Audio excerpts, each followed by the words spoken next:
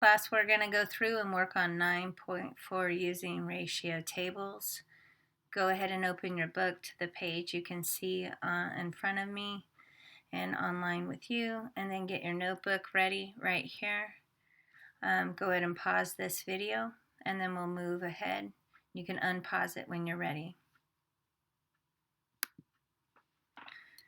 Okay, today we're going to work on ratio tables. Let's go back and review. Really awesome and easy review. I expect you to take notes. Guest teachers, Miss Lydia, Miss Christy, Miss Shirley, make sure everybody's taking notes. Now, what we learned yesterday was that when we look at ratios, we want to make sure that that our numbers are placed in the correct order. That order is key. We know that order is key when we use ratios. We also know that ratios can be equivalent.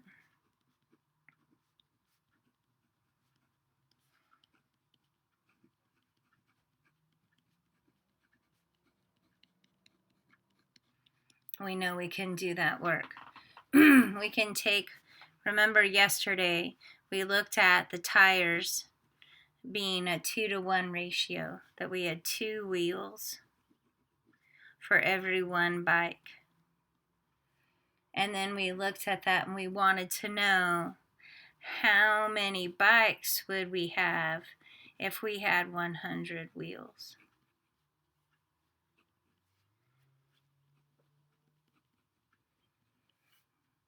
And yesterday I showed you that we could put this then into a ratio box and solve 2 ways.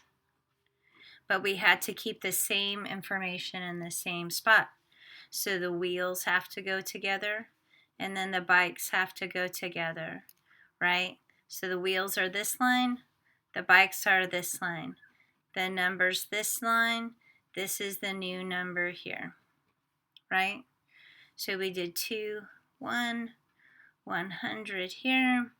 How many bikes do we have? Well, we know in order to go from 2 times 2 to 100, we have to multiply by 2.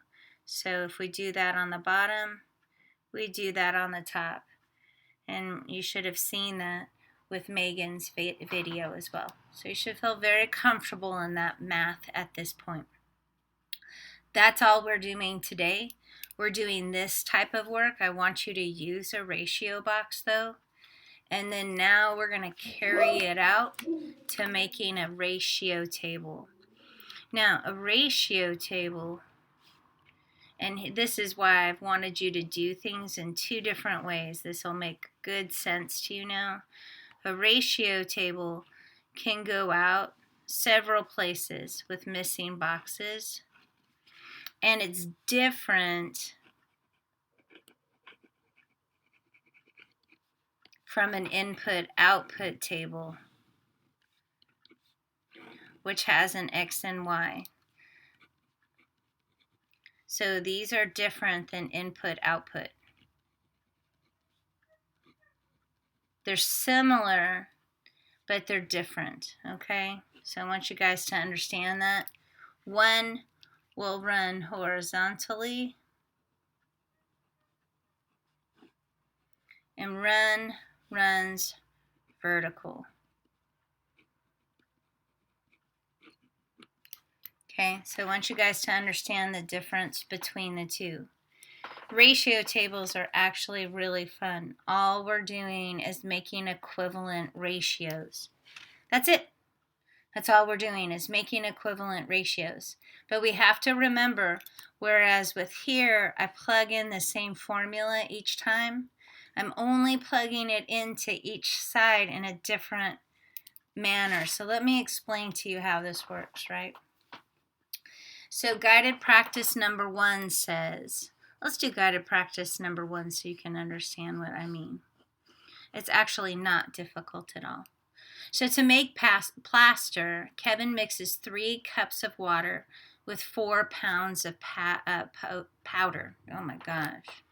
So we have a ratio. The first number is our cups of water, and our second ratio is the powder or plaster. Right? Your first number becomes your numerator. Your second number becomes your denominator, for lack of better words. Right? Your first ratio, your second ratio. And it says, complete the ratio table. How much water will he mix with 20 pounds of powder?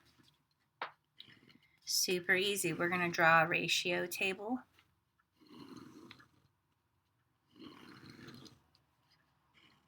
Everybody do this with me. We're going to label water. We're going to use a scientific for water, which is H2O, and powder. And we're going to put 3 and 4 here. And then it has 8. The table has 12. And then it has 2 other spots. Now, this runs a certain way. I want you to realize that this is where you always come back to do your math. On a multiplication table, you've got to always come back. And so we're coming back to our original ratio every single time, okay? So this is our original number, and we've got to come back here to do our math every single time. So in order to get from 4 to 8, I know that I have to, oh shoot, let me call you back. I have to multiply by 2. Sorry about that, dudes. And so what I do to the bottom, I do to the top, right? But when I get here, I don't multiply 6 times 2. I have to go back to my original ratio, right? So in order to go from 4 to 12, I don't multiply by 2 here. That doesn't make any mathematical sense. I come back to 4 and I think to myself, how do I get from 12 to 4?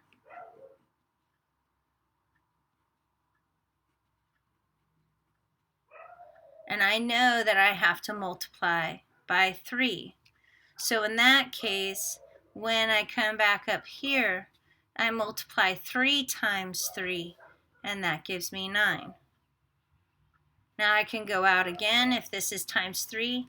And usually what you're going to want to do on these ratios, because you're making them equivalent, is you're going to multiply times 2, times 3, times 4, times 5. So just kind of get in that habit that each time you move over on one of these boxes, this one's going to be a times 4, and this one's going to be a times 5.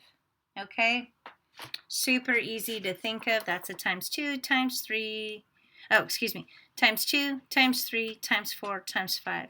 So 3 times 4 is 12, and 4 times 4 is 16, and 5 times 3 is 15, and 5 times 4 is 20, and he'll need 15 cups of water for 20 pounds. Okay? That's how you use the math. Now, the other thing you're going to see that's even easier than doing that is making the ratio box. So if you go to number 4 in guided practice, you're going to have 2 boys and 3 campers.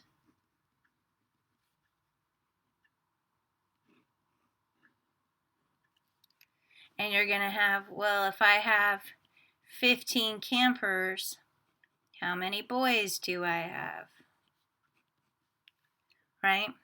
This is a ratio box. It's really easy. There's 2 ways to solve this. One way is to go from 3 to 15.